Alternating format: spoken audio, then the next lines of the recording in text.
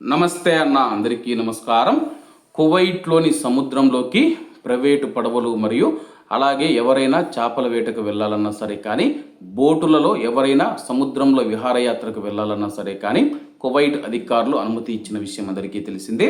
ఈ నేపథ్యంలో సముద్రంలో కొనసాగుతూ ఉన్న భద్రత మరియు పర్యవేక్షణ చర్యల్లో భాగంగా సముద్ర ప్రాంతాలలో జెట్ స్కీలను నిర్లక్ష్యంగా బాధ్యతారహితంగా నడిపినందుకు 7గురిని కువైట్ కోస్ట్ గార్డ్ అధికారులు అరెస్టు చేసినట్లు కువైట్ మినిస్ట్రీ ఆఫ్ ఇంటీరియర్ ప్రకటించింది.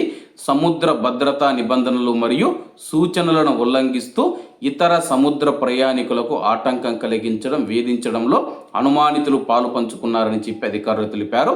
తీర ప్రాంత జలాలలో ప్రజల భద్రతకు ముప్పు కలిగించే ఉల్లంఘనలను గుర్తించి నిరోధించే లక్ష్యంతో ముమ్మరంగా చేపట్టిన క్షేత్రస్థాయి తనిఖీలలో భాగంగానే ఈ యొక్క ఆపరేషన్ నిర్వహిస్తూ ఉన్నట్లు కోస్ట్ గార్డ్ అధికారులు తెలిపారు. ఉల్లంఘనలకు పాల్పడిన వారిపైన చట్ట ప్రకారం కఠినమైన చర్యలు తీసుకుంటామని చెప్పి అధికారులు పేర్కొన్నారు.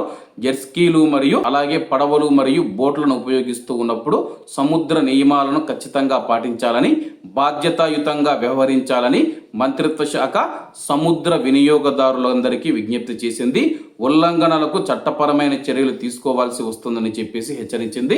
కాబట్టి ఎవరైనా కానీ సముద్రంలో విహారయాత్రకు వెళ్ళేటప్పుడు సముద్రానికి సంబంధించిన రూల్స్ అయితే పాటించాల్సి ఉంటుంది. పాటించిన వారిపైన కఠినమైన చర్యలు తీసుకుంటాము.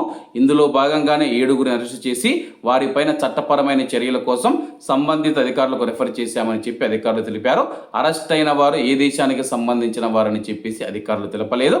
కాబట్టి అందరూ బాగుండాలి, అందులో మనం ఉండాలి. అందరికీ నమస్తే అన్న, జై హింద్.